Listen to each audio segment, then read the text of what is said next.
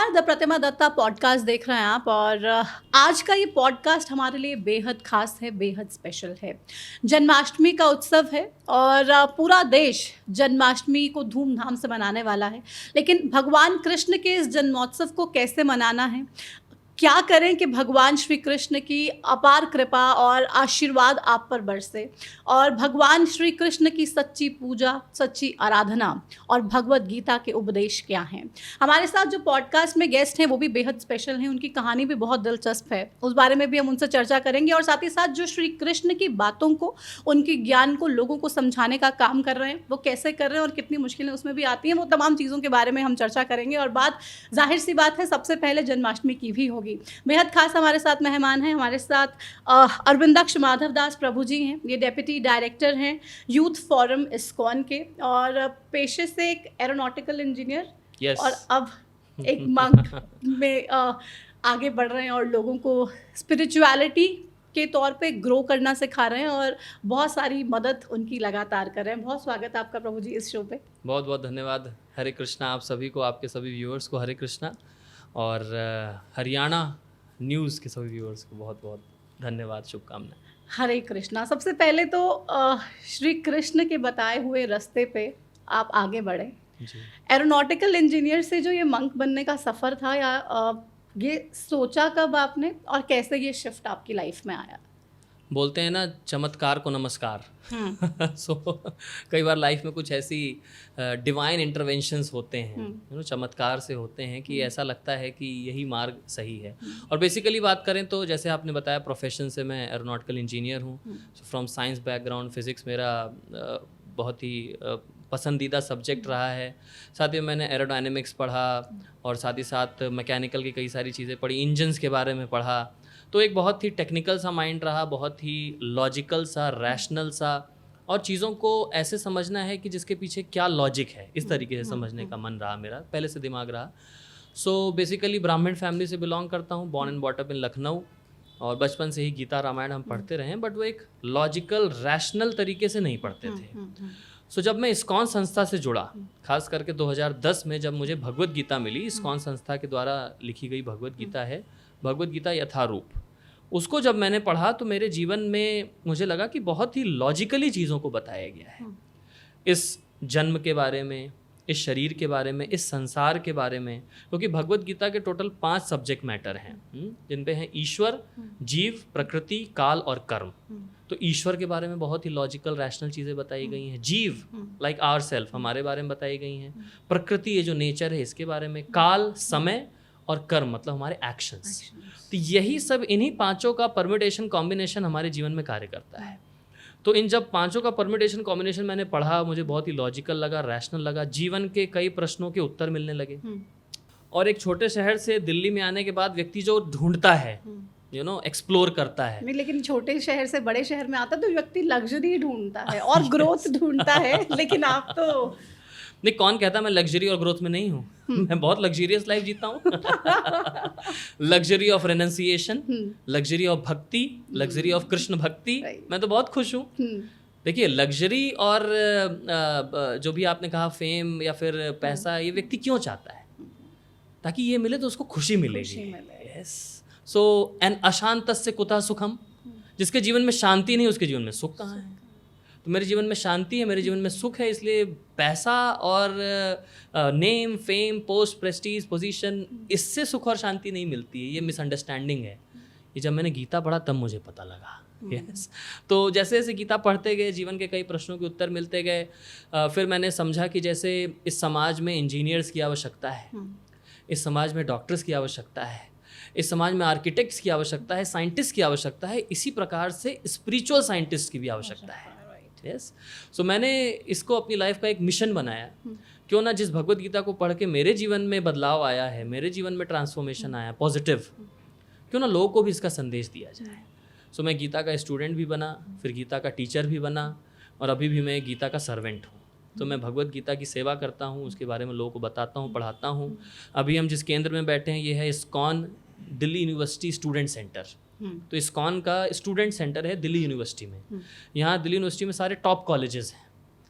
Hansraj college, जिससे शाहरुख खान पढ़े हुए हैं, और कई सारे IAS IPS officers, DM SDM। बगल में है किरोड़ीमल कॉलेज जिससे अमिताभ बच्चन पढ़े हुए हैं, उसके बगल में रामजस कॉलेज जिससे रजत शर्मा और बड़े बड़े एक्टर्स पढ़े हुए हैं, उसके बगल में हिंदू कॉलेज है जिससे विकास दिव्य कीर्ति जी से लेके पता नहीं कितने बड़े बड़े stalwarts, Saint Stephen's, SRCC, Manmohan Singh ji जो दिल्ली स्कूल ऑफ इकोनॉमिक्स में जिन्होंने पढ़ाया, इन सब विद्यालयों में हम जाकर के, महाविद्यालयों में जाके गीता का संदेश देते हैं। इसको मैंने फिर अपने जीवन का मिशन बना लिया, क्योंकि जो खुशी लोगों को खुशी देने में है वो किसी और चीज़ में खुशी नहीं है। तो जब आप जाते हैं कॉलेजेस में, आपने कहा कि गीता के ज्ञान को आप लोगों तक पहुंचा रहे हैं, तो बच्चों में कितना उत्साह देखने को मिलता है, कितना चेंज आप देख रहे हैं? जब 2010 में आपने पहली बार गीता पढ़ी, तब के सिनेरियो में और अभी के सिनेरियो में यूथ अवेयर हो रहा है ज़्यादा? नहीं, देखिए, अब यूथ तो ऑफ कोर्स अवेयर हो रहा है, क्योंकि अभी की जो जनरेशन आ गई है वो है जेन जी। अभी जनरेशन जी आ गई, जेन जी, जिनका जन्म जो है 1998 के बाद हुआ, अभी उनकी उम्र लगभग 17, 18, 20 साल के हैं, तो वही यूथ हमें यहाँ पर मिलते हैं। हमारे समय में 2010 में जब हम यूथ एज में थे, उस समय पर, जब उस समय पर थे, तब इतना ज़्यादा मतलब टेक्नोलॉजिकल नहीं थे, आउटबर्स्ट जिसको कहा जाता है, you have smartphone in your hands, you have now 5G, you have 24/7 internet availability, ये सब नहीं था उस समय पर। थोड़ा थोड़ा था, आ रहा था। मुझे याद है उस समय पर सैमसंग S1 रिलीज हुआ था, गैलेक्सी S1, और अभी तो शायद S25, S400, S400 नहीं, S400 तो अच्छा मिसाइल है, S25 है, 25 अल्ट्रा है। So it's like technology is changing drastically, after every 6 months technology is advancing. उस समय एंड्रॉइड लॉन्च हुआ था, and now you can see, तब तो हर किसी के पास फोन भी नहीं होता था। सो अभी क्या है, स्पिरिचुअलिटी को कई सारे एडवांस तरीके से भी हम लोगों तक पहुंचा रहे हैं, लाइक ऐप्स के थ्रू, भगवत गीता ऐप के थ्रू भी मोबाइल में आ गई है, पॉडकास्ट के थ्रू, यस, टॉक्स के थ्रू। मैं जोश टॉक में भी जा चुका हूँ, मैं अभी times of India speaking tree में गया था, वहाँ भी बहुत अच्छा पॉडकास्ट रहा। सो क्या है कि इसके थ्रू हम लोगों को अब ज्ञान पहुँचा रहे हैं। पॉडकास्ट अब स्टूडेंट्स देखते हैं, यूथ देखते हैं, थॉटफुल यूथ देखते हैं, बुक्स को पढ़ते हैं, बुक्स में भी ई-बुक्स उनको चाहिए, किंडल वर्जन चाहिए। तो उस तरीके से हम आध्यात्म को जब लोग तो पहुंचा रहे हैं, तो यूथ आज भी पढ़ रहा है, यूथ में ट्रांसफॉर्मेशन दिख रहा है, और यूथ में ट्रांसफॉर्मेशन दिख रहा है तभी तो हम प्रचार कर पा रहे हैं। आपकी जैसे कोई मिलते हैं क्या युवा जो जिनके पास अभी सब कुछ है, अच्छी नौकरी भी हो गई, बट वो सोच रहे हैं कि नहीं हम भी मंक बन जाते हैं? एवरी डे, हर दिन मेरे को ऐसे युवा मिलते हैं। लेकिन कई बार जीवन से फ्रस्ट्रेट हो गए, इसलिए सोचते हैं छोड़ो घर द्वार, चलो हरिद्वार। या फिर कई बार जीवन की समस्याओं से परेशान हैं, कई बार पैसे नहीं हैं, इसलिए सोचते हैं चलो उधर चलते हैं, आराम से सब जिंदगी भी। तो इंटेंशंस अलग अलग होते हैं। इस इंटेंशन से कोई मंक या फिर साधु नहीं बन सकता है। इसके लिए इंटेंशन बहुत प्योर होना चाहिए, कंटेंट साथ ही साथ इंटेंट। सो इंटेंट हम उनका पहले देखते हैं, क्या इंटेंशन है। जब भगवान श्री कृष्ण गीता में कहते हैं, चतुर्विधा भजन्ते माम जना सुकृतिनो अर्जुनः आर्त जिज्ञासु अर्थार्थी ज्ञानी च भरतर्षभ। 4 प्रकार के लोग मेरे पास आते हैं, उसमें से पहले हैं डिस्ट्रेस्ड, आर्थ जो कि परेशान हैं, अर्थार्थी इनक्विजिटिव ऑफ वेल्थ, जिनको पैसा चाहिए, डिजायर ऑफ वेल्थ।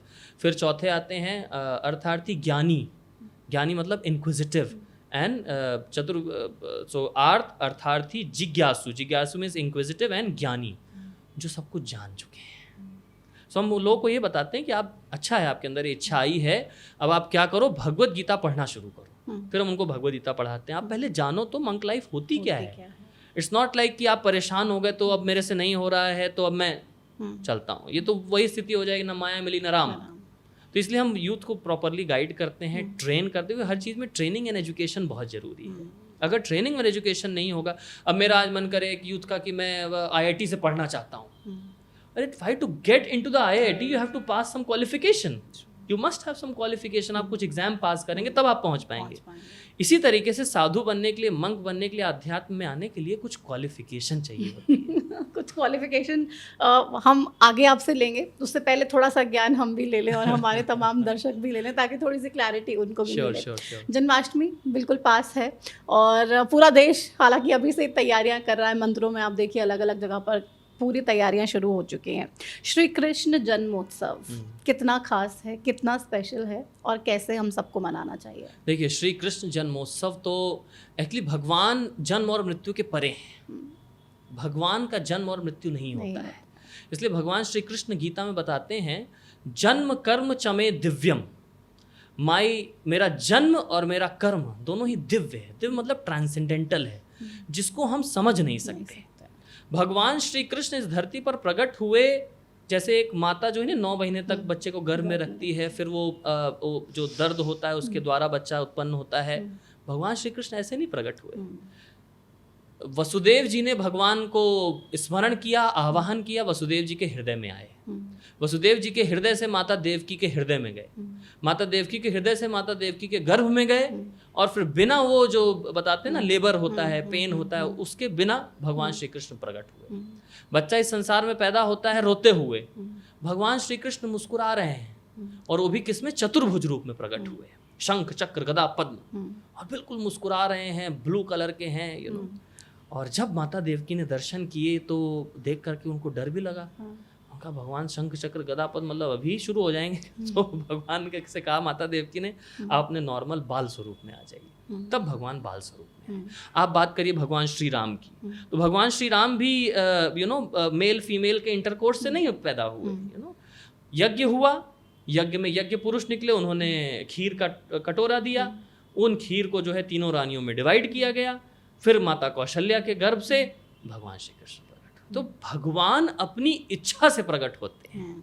भगवान इन कंडीशंस पे नहीं बंधे हुए हैं कि 9 months I have to be in the womb of a mother, या फिर यहाँ पर रहना है। ये भगवान श्री कृष्ण प्रकट हुए रात को 12 बजे।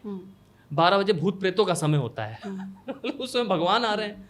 तो भगवान जब आए तो सारे ग्रह नक्षत्र सब शुभ हो गए, सारे ग्रह नक्षत्र शुभ हो गए, आंधी तूफान बारिश, यस, सब जगह शुद्धि हो गई। बारिश शुद्ध कर देती है सारा।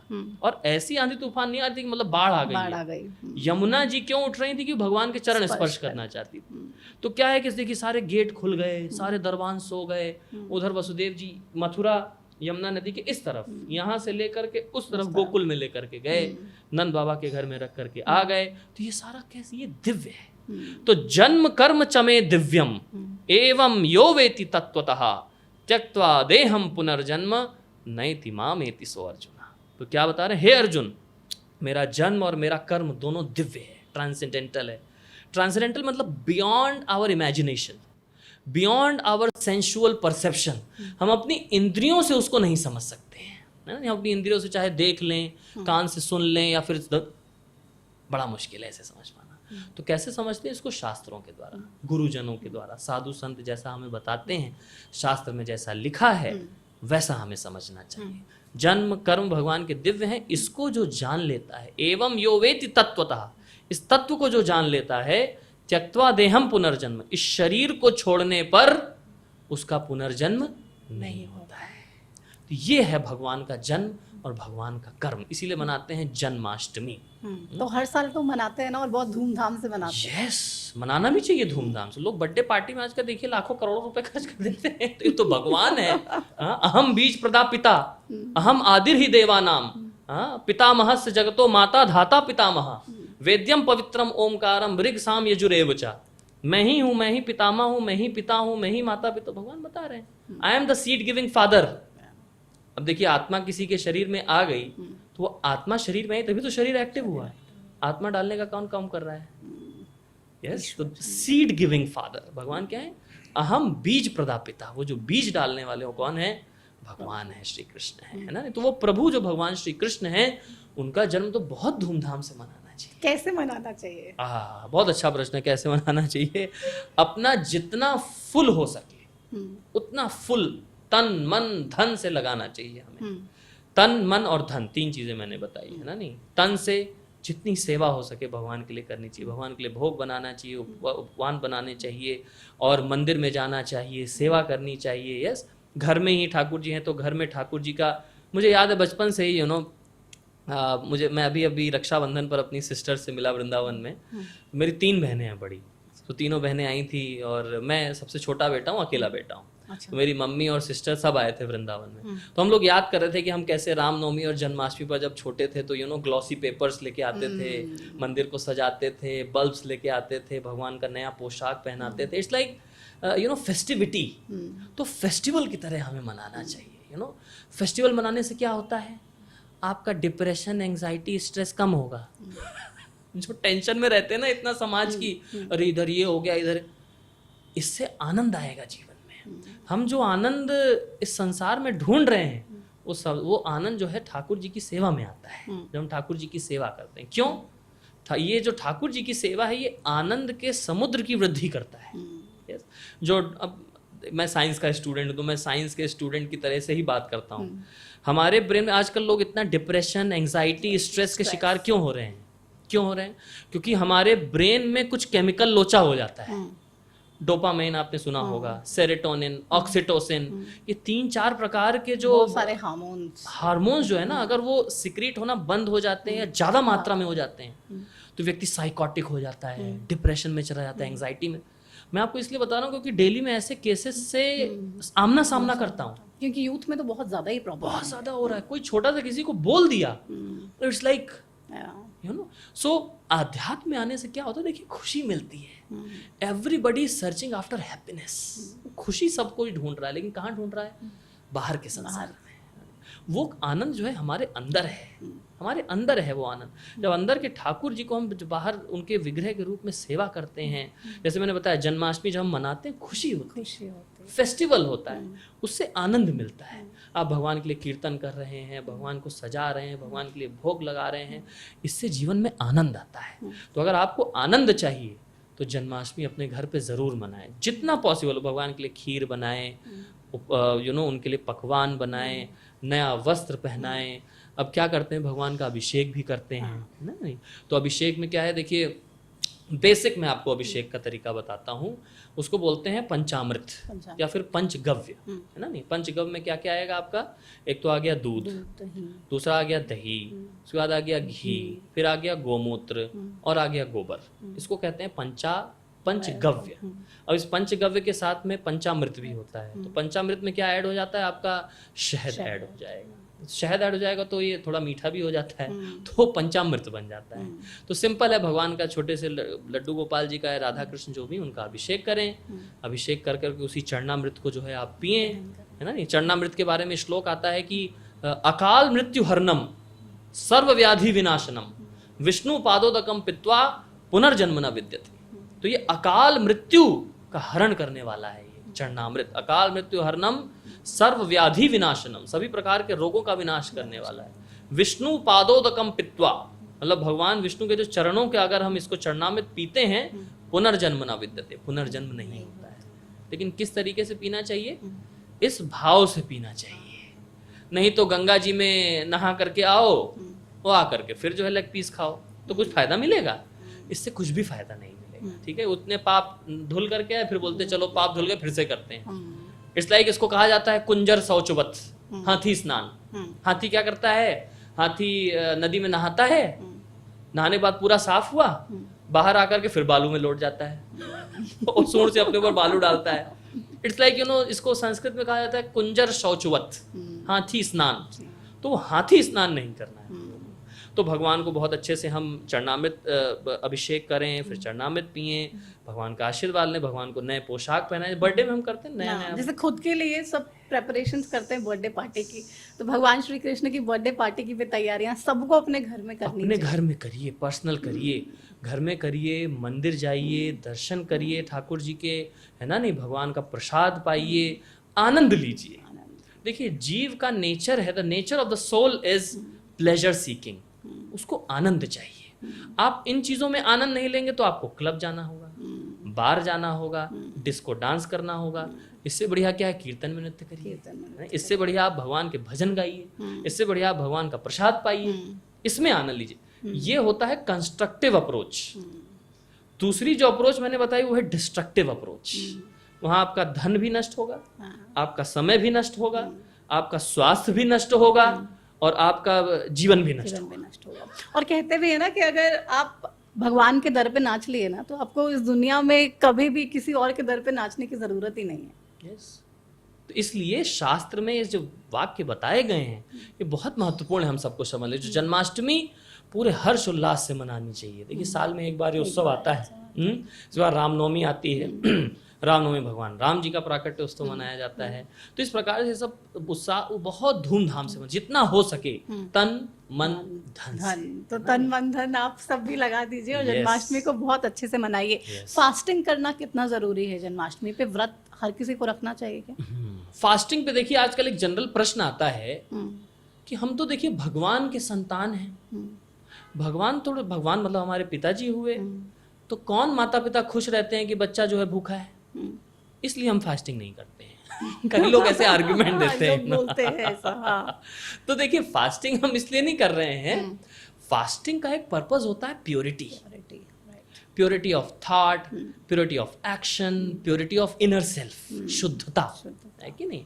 आप कुछ खाएंगे उसके बाद आपको इवैक्यूएशन के लिए जाना हो, है कि नहीं। तो इससे क्या है कि एक वो हो जाता है अंदर का सिस्टम, फिर पूरा काम कर रहा है, फिर यू स्टार्ट स्वेटिंग। सो ये सब क्या है, एक मन की शुद्धता बनी रहे, विचार की शुद्धता बनी रहे, इसलिए फास्टिंग करते हैं, यू नो।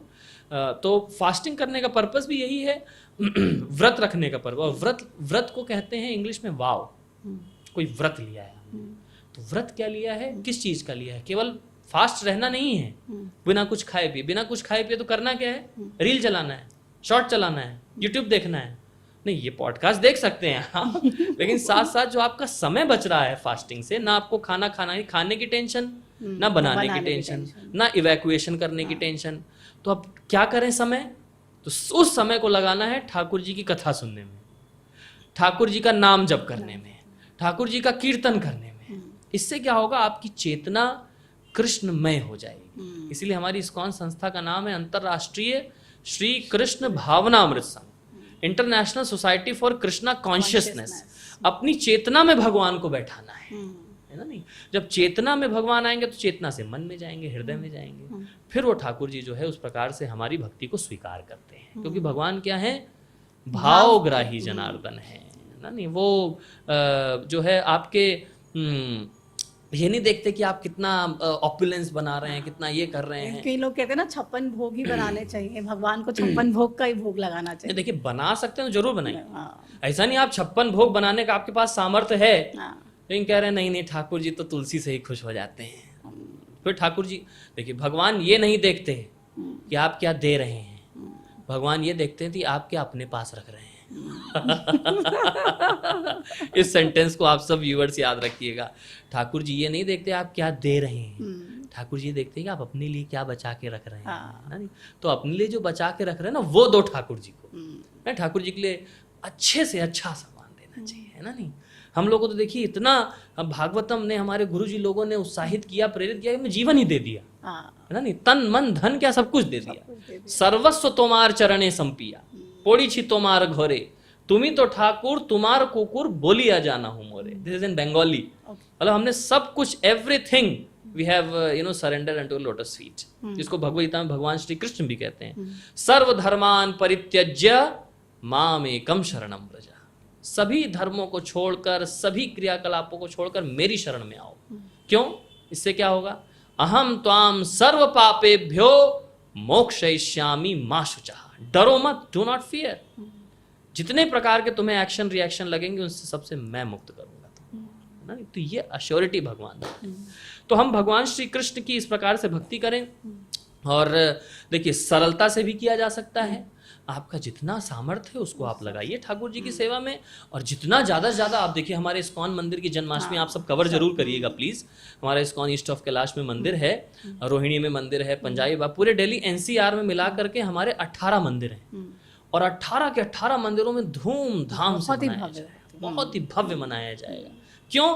क्योंकि ठाकुर जी की सेवा में सब कुछ लगा देना चाहिए। और भक्त भी ऐसे ही आते हैं। देखिए हम लोग तो आध्यात्मिक संस्था, हम कोई पैसा कमाने जाते हैं, जो भक्त लोग दान दक्षिणा देते हैं उसी से ठाकुर जी की सेवा होती है। तो लोग इतना खुल के आते हैं प्रेम से, उसी प्रेम से ठाकुर जी की सेवा हो रही है। तो भगवान को सबसे प्रिय क्या है? अगर उनको भोग लगाने के लिए ज्यादा कोई सक्षम नहीं हो कि बहुत ज़्यादा पैसे हों, ऐसा क्या भोग लगाएं जिनसे ज़्यादा बर्डन भी नहीं पड़े? क्योंकि उस व्यक्ति के पास पैसे नहीं है तो वो सोचे कि पैसे नहीं है तो भगवान मुझसे खुश नहीं होंगे।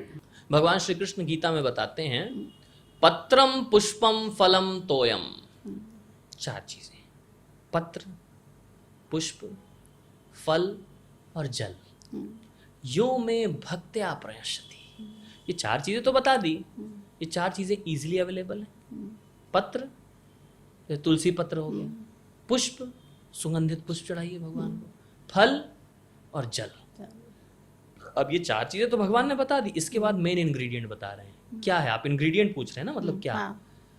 यो में भक्त्या प्रणश्यति, जो भक्ति भाव से मुझे इसे समर्पित करता है ना, नहीं, तद अहम भक्ति उपहृतम अश्नामी प्रयतात्मना, उसको मैं रेसिप्रोकेशन में भक्ति देता हूँ। तो मेन इंग्रेडिएंट क्या हो गया? आप चाहे 56 भोग लगा रहे हैं, चाहे सरल सादा कुछ बना रहे हैं, आप इन सब के पीछे जो मेन इंग्रेडिएंट है उसमें वो क्या है? भक्ति भाव। उस भक्ति भाव ठाकुर जी मैं आपके लिए बना रहा हूँ, ये मैं आपके लिए बना रही हूँ। यस, बेस्ट से बेस्ट मेरे से जितना हो सकता है मैं वो आपके लिए। अब कोई अगर 100 रुपए कमाता है, 100 रुपए में से उसने 10 रुपए ठाकुर जी के दिए, उसके लिए वो 10 रुपए बेस्ट है उसका। यस, यहाँ हमने नहीं कहा 100 रुपए में 99 दे दो, ना हमने 1 कहा। मतलब 10% एक नॉमिनल रखा जाता है, 100 में से 10% हमें ठाकुर जी की सेवा में लगाना चाहिए। और शास्त्रों में भी बताया गया है, आचार्य भी बताते हैं कि 10% तो मिनिमम ठाकुर जी की सेवा में देना चाहिए। तो क्या हो गया मेन इंग्रेडिएंट? भक्ति भाव। पत्रम पुष्पम फलम तोयम यो में भक्त्या प्रणश्यति तद अहम भक्ति उपहृतम अश्नामी प्रयतात्मना, ये भगवान श्री कृष्ण गीता में बता रहे हैं। और मंदिर में जब जाते हैं, जब आपने कहा इतने भव्य आयोजन होते हैं जन्माष्टमी पे भी, तो इस्कॉन में खास तौर पे देखते हैं, हम भी बहुत सारे लोगों को देखते हैं, हम खुद भी जाते हैं। तो मंदिर में जाते हैं, जब कीर्तन वहाँ पे हो रहा होता है, तो अपने आप ही हर कोई झूमने लगता है, हर कोई गाने लगता है, कोई रोने लगता है, कोई हंसने लगता है, मुस्कुराने लगता है, कोई झूमने लगता है, कोई गाने लगता है। तो क्या पावर कीर्तन की है? देखिए, पहले तो इसको समझ लेते हैं कि कोई नाचता गाता क्यों है। शादी पार्टी में भी लोग नाचते गाते हैं। हाँ। क्यों गाते हैं? व्यक्ति खुश है, आज मेरे यार की शादी है, व्यक्ति खुश है। इस तरीके जब मंदिर जाते हैं, भगवान का नाम सुनते हैं, भगवान के दर्शन करते हैं, व्यक्ति खुश हो जाता है, उसकी आत्मा खुश हो जाती है, उसको खुशी में नाचने का मन करता है। तो क्या होता है? आनंद जो मिलता है जीवात्मा को, ये आत्मा का आनंद मिलता है भगवान के नाम में, भगवान की भक्ति में। और जब भगवान का नाम हम लेते हैं, देखिए नाम का कीर्तन होता है ना, नाम संकीर्तन, तो भगवान के नाम में ऐसी शक्ति है कि शक्ति से पत्थर भी नाचने लगते हैं, इतनी शक्ति है भगवान के नाम में। क्योंकि भगवान श्री कृष्ण के जो अवतार हुए चैतन्य महाप्रभु, जिनको हम इस्कॉन के सभी भक्त हमारे आराध्य हैं, श्री चैतन्य महाप्रभु, जिन्होंने हरे कृष्ण कृष्ण कृष्ण हरे हरे, हरे राम राम राम हरे हरे, इसका नाम संकीर्तन किया। तो उन्होंने एक बहुत ही सुंदर संस्कृत में श्लोक कहा है, नाम नाम अकारि बहुधा निज सर्व शक्ति तत्रात् पिता नियमितः स्मरणेन कालः। मैंने इस नाम में अपनी सारी शक्तियां डाल दी हैं, और इस नाम का कीर्तन और उच्चारण करने में कोई नियम नहीं है। तो जब लोग मंदिर आते हैं, जब ये नाम में जिसमें भगवान ने अपनी सारी शक्ति डाल दी है, जब नाम लेते हैं तो भगवान स्वयं वहां पर प्रकट हो जाते हैं, और भगवान का वो जो शक्ति मिलता है, आवेश, जिससे जीवात्मा नाचने लगती है। देखिए, आप यहाँ पर बैठ करके कोका कोला करिए, कोका कोला नहीं आएगा, ना ही आपकी प्यास बुझेगी। फिर आप कृष्ण कृष्ण कृष्ण कृष्ण कृष्ण कृष्ण कृष्ण, आपको नाम में लगेगा, मतलब भगवान आपके साथ है। ये अंतर है नाम भौतिक जगत के नामों में और भगवान के नाम में, क्योंकि भगवान के नाम में वो आध्यात्मिक शक्ति है, वो स्पिरिचुअल पोटेंसी है ना। तो इसलिए श्रीमद् भागवत महापुराण, जो कि हमारे सनातन धर्म का बहुत ही प्रमुख पुराण है, उसमें 18,000 श्लोक हैं। तो व्यासदेव जी नाम की महिमा कई जगहों पर बताते हैं। इस कलयुग में परीक्षित महाराज ने पूछा कि इस कलयुग की जीवात्माओं का उद्धार कैसे होगा, तो सुखदेव गोस्वामी बताते हैं, कलयुग कलेर दोष निधे राजन, कलयुग में दोष ही दोष है, अस्ति ही एको महान गुण, केवल एक महान गुण है, और वो क्या है? कीर्तनादेव कृष्णस्य मुक्त संगः परम व्रजे। जो कृष्ण का कीर्तन है कि नहीं, हरि नाम संकीर्तन, कृष्ण का जो कीर्तन है, जब ये होता है, ये व्यक्ति को सब प्रकार के कलमश से मुक्त कर देता है ना। जितनी कैलामिटीज हैं, जितने दुख हैं, जितने कष्ट हैं, उन सब से मुक्त हो जाता है। तो जब व्यक्ति मंदिर जाता है, आपका प्रश्न जो था, मंदिर जाता है जब, इस संसार के सारे कष्ट भूल जाता है, वो अंदर ऐसा लगता है वैकुंठ में बैठा हुआ है। वैकुंठ मतलब जहाँ पर कोई कुंठा ना हो, जहाँ पर कोई कष्ट ना हो, कोई क्लेश ना हो, उसको कहते हैं वैकुंठ। तो हमारे मंदिर क्या है? जहाँ ठाकुर जी निवास करते हो, वैकुंठ है, वो गोलोक है। तो जैसे ही वो वहाँ पर जाता है, भगवान का नाम सुनता है, उसकी सारी टेंशन, सारी स्ट्रेस, एंग्जाइटी फिनिश। और जब वो आनंद में आता है तो उसका नाचने का मन करता है। और मंदिर में जाकर के तो नाचना भी चाहिए, भगवान के नाम कर लेना चाहिए, कीर्तन करना चाहिए। इसलिए आप हमारे इस्कॉन के वृंदावन मंदिर में जब जाएंगे, जाने का सौभाग्य मिला है। इस्कॉन में हमारा वृंदावन में मंदिर है, उस स्थान का नाम ही है कृष्ण बलराम मंदिर। और वो प्रभुपाद जी ने, हमारे स्वामी प्रभुपाद जी ने 1976 में उसकी स्थापना करी थी। और पूरे वृंदावन में कृष्ण बलराम विग्रह आपको कहीं नहीं मिलेंगे, हमारे इस्कॉन मंदिर में मिलेंगे। क्यों? क्योंकि जिस स्थान पर वो मंदिर है, उसी स्थान पर कृष्ण और बलराम, जो रेती होती है, यमुना जी की रेत, उसी में रमण करते, उसी में खेलते हैं। इसलिए उस जगह का नाम भी है रमण रेती। तो रमण रेती, रमण मतलब आनंद लेना, रेती मतलब रेत, यमुना जी। वहीं पे कृष्ण बलराम अपना खेलते थे अपने बाल बालों के साथ, इसलिए वहां पर कृष्ण बलराम है। आज भी आप हमारे इस्कॉन मंदिर में जाएंगे, 1980 से 24 घंटे 7 दिन वहां पर हरिनाम संकीर्तन हो रहा है, अखंड हरिनाम संकीर्तन। तो इसलिए लोग जब जाते हैं, आप देखिए हमारे इस्कॉन मंदिर में जाएंगे, लोग नाचने लगते हैं, कीर्तन करने लगते हैं, बोलते हैं इस्कॉन मंदिर में जो मजा आता है वो और कहीं नहीं आता है। हाँ। तो हम कोई ऐसा कोई मजा नहीं दे रहे हैं वहां पर। ना लोगों को पैसे उड़ा रहे हैं, ना कुछ दे रहे हैं। ये हरि नाम की ही शक्ति है ना। नहीं पायो जी मैंने राम रतन धन पायो। तो ये वो धन है जो हम लोगों को दे रहे हैं, नाम रूपी धन, भगवान का नाम, भगवान का कीर्तन। इसलिए हमें नाम संकीर्तन करना चाहिए। अब कुछ लोग तो जाते हैं, झूमते हैं, खो जाते हैं भक्ति में, ज़्यादातर ऐसे ही होते हैं खैर। और कुछ लोग ऐसे भी होते हैं जो कहते हैं कि ये गोरों ने ना हमारे भगवान का ज़रा नाम खराब कर दिया है, अलग अलग ढंग से लेते हैं, अजीबोगरीब ढंग से भगवान के नाम का उच्चारण करते हैं। ये सही नहीं है। जो इंडियन वे में बोले या शुद्ध उच्चारण के साथ भगवान का नाम ले, उसी के कीर्तन में जाइए, उसी के कीर्तन में जाके नाचिए, गाइए, जो करना है करिए। लेकिन ये जो गोरे करते हैं ना फॉरेनर्स, ये सही नहीं है। नहीं, आप बिल्कुल सही कह रहे हैं। नाम कई बार शुद्ध उच्चारण नहीं हो पाता है। जैसे चाइनीज, हमारे चाइना में बहुत सारे भक्त हैं, 15,000 भक्त हैं चाइना में। अच्छा। तो चाइना में को हरे कितना कृष्णा कृष्णा, वो कितना लेकिन वो क्या है, अब देखिए छोटा बच्चा जब होता है, तुतलाता है, वो जब पापा मम्मा बोलता है, कितना अच्छा लगता है। तो लोग उसका ज्यादा पसंद है, बड़ा हो जाता है तब पसंद, उनको वही याद रहता है, तोतली बोली अपने बच्चे की। तो हम सब तो भगवान के संतान हैं। भगवान ये नहीं देखते कौन काला है, कौन गोरा है, कौन इंडियन है, कोई चाइनीज है, कौन जापानीज है, कौन अफ्रीकन है। भगवान तो देखते मेरा नाम ले रहा है ना। नहीं तो नाम का भगवान क्या है, वो एग्जैक्टली नाम कैसे बोल रहा है ये नहीं लेते हैं, कितने भाव से मुझे बुला रहा है। क्या चाइना में जो भक्त लोग भगवान की भक्ति कर रहे हैं, भगवान उनसे नहीं प्रसन्न हो रहे हैं?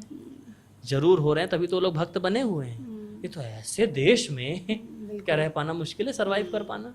रशिया में जो भक्त लोग रहते हैं, उनका तो बिल्कुल टंग ही अलग है। क्या वहां नहीं? जापान में, टोक्यो में, हर जगह इस्कॉन संस्था के भक्त 199 देशों में हैं अभी।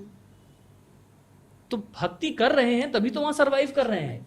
इवन इजराइल जैसे देश में, अजरबैजान जैसे देश में हमारे इस्कॉन के भक्त हैं। तो भगवान के आशीर्वाद के बिना क्या ये संभव है, हो सकता है?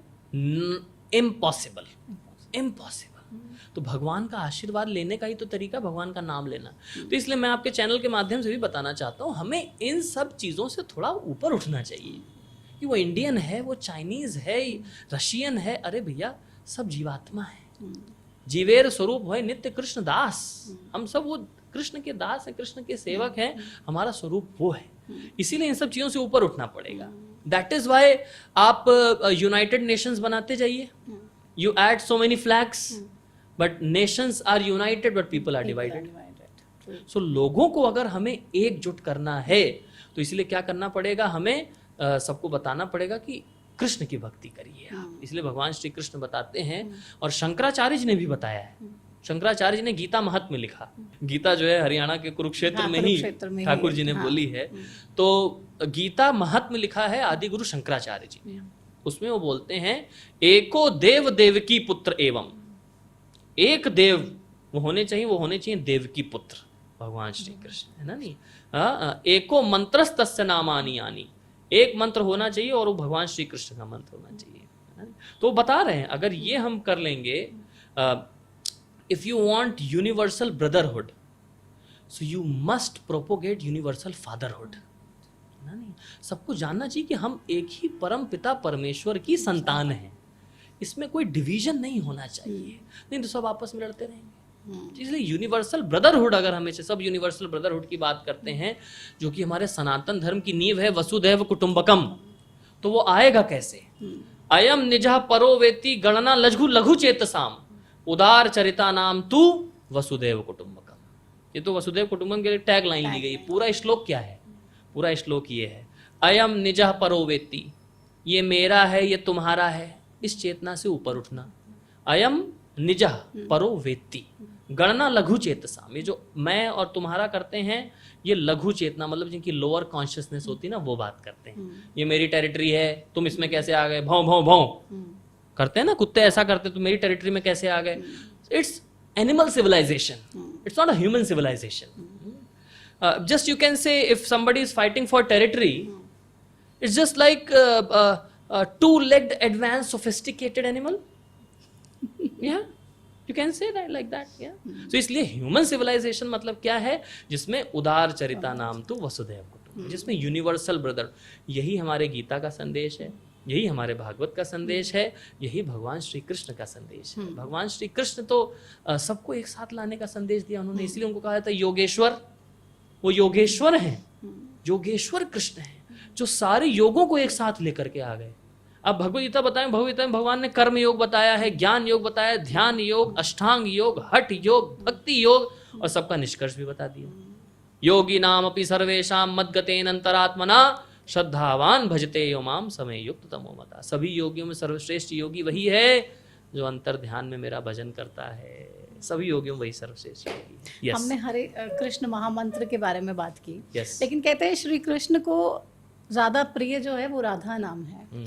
तो लोग ये भी सोचते हैं कि राधे राधे का जप करें या श्री कृष्ण महामंत्र का जप करें। तो देखिए, ये जो हरे कृष्ण महामंत्र है, इसका पहले अर्थ समझ लेते हैं। हरे कृष्ण और राम, इन तीन शब्दों से मिलकर के बना है ये षोडश अक्षर का मंत्र। इति षोडशकम नाम नाम कली कलमश नाशनम नातो परतरो उपाया सर्व वेदेषु दृश्यति।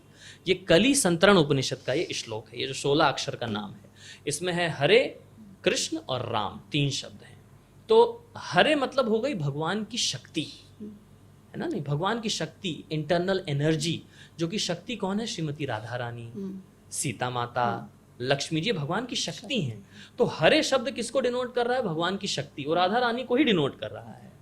कृष्ण, कृष्ण शब्द का अर्थ है सर्व आकर्षक, ऑल अट्रैक्टिव, और ये भगवान श्री कृष्ण का नाम है ना, नहीं। फिर राम, राम मतलब सबको आनंद देने वाले, राम, है ना, नहीं, लोकाभिराम। तो राम मतलब सबको आनंद देने वाले। तो इन तीन अक्षरों, इन तीन शब्दों से मिलकर के 16 अक्षर का महामंत्र बना है। तो जब हम ये महामंत्र कर रहे हैं, हम राधा रानी को भी प्रणाम कर रहे हैं, हम भगवान श्री कृष्ण को भी प्रणाम कर रहे हैं, भगवान श्री राम को भी प्रणाम कर रहे हैं।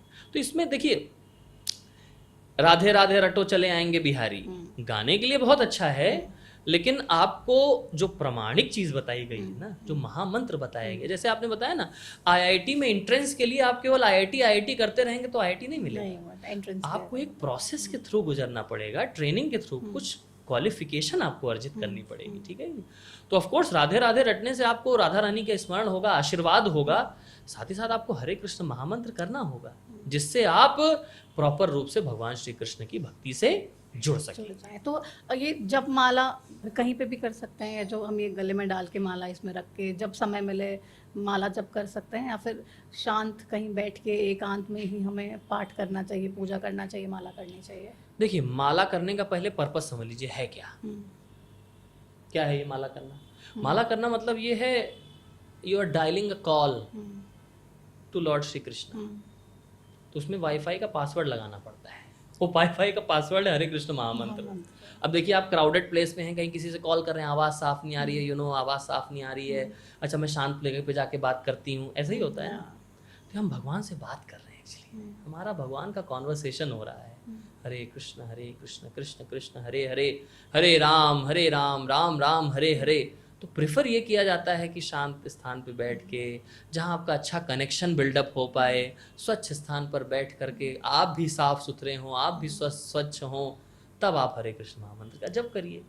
अदरवाइज भगवान का नाम तो इतना पावरफुल है, आप किसी भी स्थिति में लेंगे, कहीं भी लेंगे, उससे उसका फल मिल जाता है। पर शास्त्रों में रिकमेंड ये किया गया है कि आप स्वच्छ चेतना से और स्वच्छ स्थान पर बैठ करके जब मन से करते हैं, तब आपके ऊपर ज़्यादा इम्पैक्ट होता है।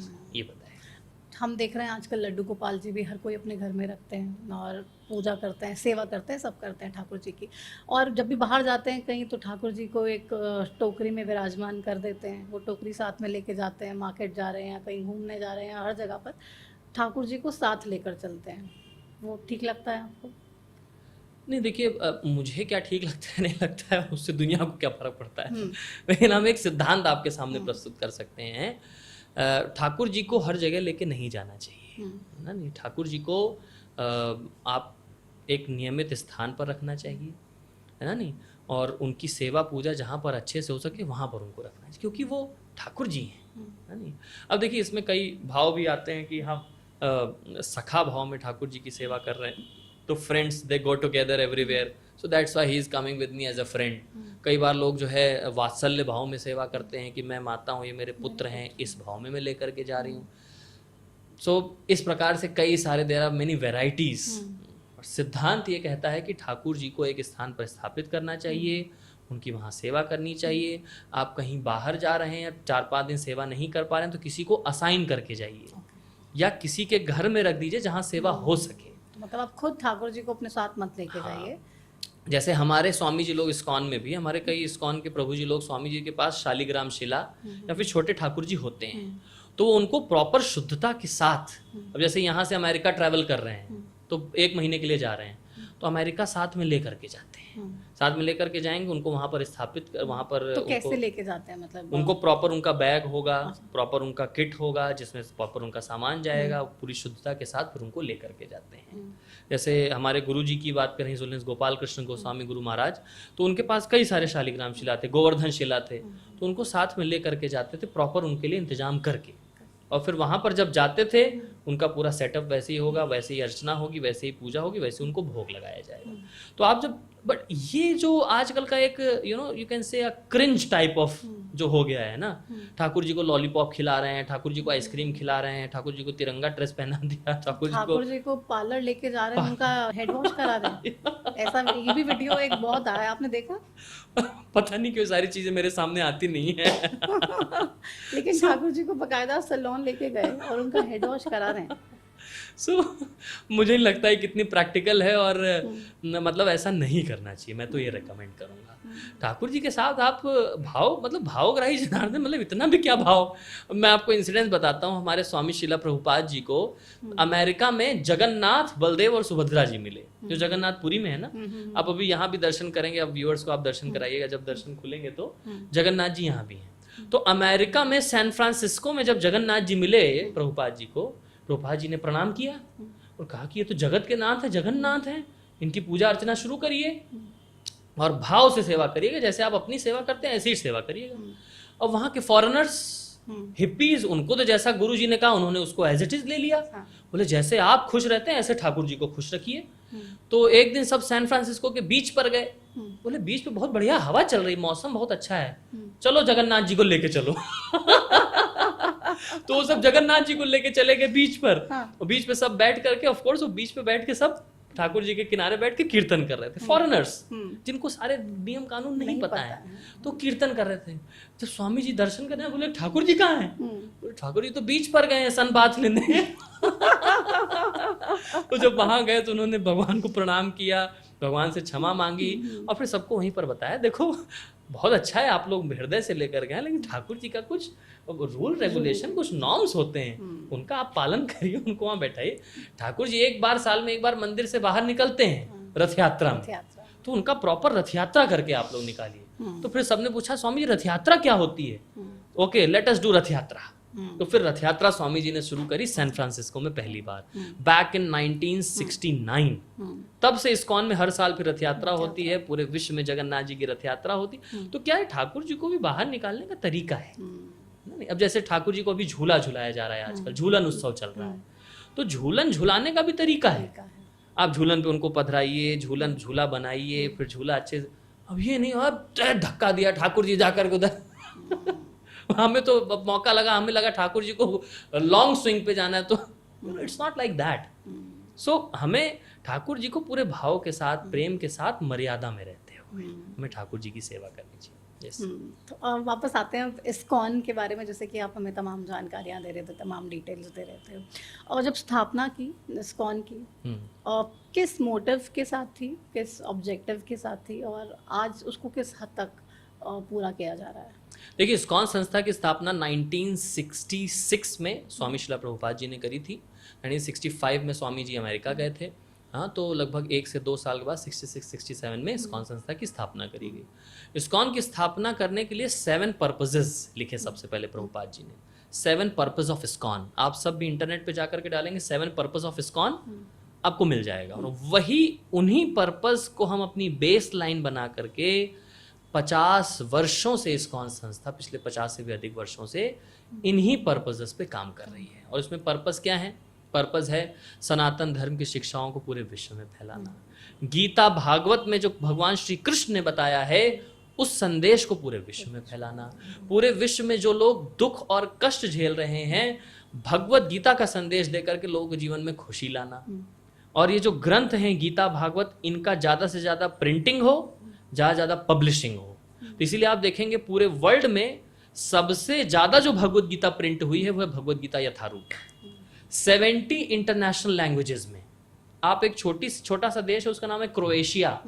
इवन क्रोएशियन लैंग्वेज में भी भगवत गीता प्रिंट है, उसका ट्रांसलेशन है। रशियन में, चाइनीज में, जापानीज में, फारसी में, उर्दू में, अराबिक में, हर भाषा में। तो ये क्या है? ये एक हमारा 7 पर्पजेस में एक पर्पज है। बाइबल और कुरान के बाद सबसे ज्यादा जो ग्रंथ पूरे विश्व में डिस्ट्रीब्यूट हुआ है वो है भगवत गीता यथारूप, इस्कॉन का वाइडली रेड एडिशन। तो इस प्रकार से क्या है, ये 7 पर्पजेस ऑफ इस्कॉन है, जिनको ले करके इस्कॉन संस्था के सभी सदस्य कार्य करते हैं, पूरे विश्व में कार्य करते हैं। यस, तो काफी हद तक उसमें सक्सेस मिल रही है, लगातार आगे बढ़ रहा है वो तमाम। सक्सेस मिल रही है तभी संस्था आगे बढ़ रही है। नहीं तो ज्यादातर यही देखा जाता है कि फाउंडर्स के जाने के बाद संस्था खत्म हो जाती है या फिर बैठ जाती है ना। नहीं, बट आप देखें स्वामी जी ने जो संस्था की शुरुआत करी थी, 10 वर्ष में 108 मंदिर बनाए। उसके बाद से अभी इस्कॉन संस्था के पूरे विश्व में 800 से 900 केंद्र हैं। तो इट्स लाइक 80% है ना, 100 से 800 हो गए। तो इट्स लाइक बढ़ ही रही है, भक्त भी बढ़ रहे हैं, संस्था भी बढ़ रही है, संदेश लोगों तक और पहुंच रहा है। अब आप देखें इस्कॉन एक मतलब इस्कॉन लोग जाना चाहते हैं, मतलब दे फील वेरी प्रिविलेज्ड। अरे यार इस्कॉन गए थे, है ना, नहीं उनको इस्कॉन जाके बहुत अच्छा लगता है, लोग खुश होते हैं, प्रसाद मिलता है सबको। तो इस पर्पस को हम लोग अचीव कर रहे हैं, तभी इस्कॉन संस्था में लोग आते हैं। तो इस्कॉन में लोग आ रहे हैं, प्रभुपाद जी ने इसको बनाया। अब हम देख रहे हैं वृंदावन हाल ही में चंद्रोदय मंदिर, वृंदावन चंद्रोदय मंदिर नाम से एक और भी संस्था बन रही है। वहाँ पर भी प्रभुपाद जी की ही आइडियोलॉजीज को फॉलो किया जाता है, उन्हीं की ही वहाँ पे भी पूजा की जाती है। दोनों में डिफरेंस है क्या, एक ही है? नहीं, देखिए जो वृंदावन चंद्रोदय मंदिर या फिर अक्षय पात्रा फाउंडेशन जिसको कहा जाता है, जिसको इस्कॉन बैंगलोर भी कहा जाता है, तो ये इस्कॉन से एक ऑफशूट निकला है, जिनको कह सकते हैं छोटे भाई या फिर बड़े भाई, छोटे भाई की तरीके से, इस तरीके से निकले। बड़ा भाई इस्कॉन, हाँ, इस्कॉन तो एक मदर ऑर्गेनाइजेशन हो गई ना, ISKCON is a mother organisation, तो उसी में से ये संस्था निकली हुई है। तो सिद्धांत सेम पालन होते हैं, भगवत गीता यथारूप ही पढ़ते हैं, वही उनका प्रचार भी करते हैं, श्रीमद् भागवतम भी पढ़ते हैं, उसका प्रचार करते हैं, प्रभुपाद जी के 7 पर्पजेस का ही पालन करते हैं, और सारे नियम वैसे ही पालन होते हैं। कुछ फिलोसॉफिकल डिफरेंसेस हैं और कुछ प्रॉपर्टी के केसेस में डिफरेंसेस हैं, जिनको सुप्रीम कोर्ट में अभी हाल फिलहाल में आप लोगों ने न्यूज़ भी कवर करी थी, तो उसमें वो सारी चीज़ें आई हैं, जिसके ऊपर फिर से पिटीशन डाली गई है और फिर से उसके ऊपर चर्चा हो रही है। कृष्ण भक्ति का प्रचार वो भी कर रहे हैं, कृष्ण भक्ति का प्रचार हम भी कर रहे हैं, तो कोई ऐसा मन मुटाव वाला कोई बात ही नहीं है, यू नो। बट अगर एक नई संस्था बनाकर बिल्कुल पैरेलली आपके खड़े करने की कोशिश है या प्लानिंग है, या उसको शुरू भी कर दिया गया है, तो there must be something, right? नहीं, मुझे तो ऐसा लगता है, मैं क्योंकि मैं प्रचारक भी हूँ और पूरे भारतवर्ष में घूम घूम करके मैं प्रचार करता हूँ, तो हमें तो इससे खुश होना चाहिए। देखिए, और ज्यादा कृष्ण के मंदिर बन रहे हैं, और ज्यादा भगवत गीता का प्रचार हो रहा है, कृष्ण के संदेश का और ज्यादा प्रचार हो। पर्सनली मुझे तो कोई दुख, कोई कष्ट, कोई ग्लानि नहीं होता है। ये मैंने ऑफ कैमरा भी आपसे यही बात कही थी, ऑन कैमरा भी यही बात कर रहा हूँ। यस, देखिए इन संदेशों को समझने के लिए मैच्योरिटी चाहिए होती है। केस है, केस कोर्ट में डील हो रहा है, किस संस्था में केसेस नहीं होते हैं? देखिए, है आध्यात्मिक संस्था, लेकिन इस भौतिक जगत में ही है ना, ये this world is age of quarrel and hypocrisy. तो क्वारल तो होती है, जहां दो बर्तन होंगे खटर पटर तो होती है। हाँ, बट प्रभुपाद जी ने इस्कॉन को ही बनाया और उसी को ही international society for Krishna consciousness, उसी को प्रभुपाद जी ने स्थापना करा था। और प्रभुपाद जी ने बोला भी था कि इस्कॉन मेरा शरीर है, तो अगर आप मुझसे जुड़े हैं मतलब आप इस्कॉन से जुड़े हैं। तो हमारे जितने भी गुरुजन हैं सबका भी हमें यही संदेश मिला है, और हम सब बहुत ही प्रेम से, बहुत ही मित्रता से साथ में रहते हैं। और अक्षय पात्रा फाउंडेशन की बात करें तो उनसे भी हम लोग मिलते हैं, बात करते हैं, ऐसा नहीं होता चर्चा नहीं करते हैं।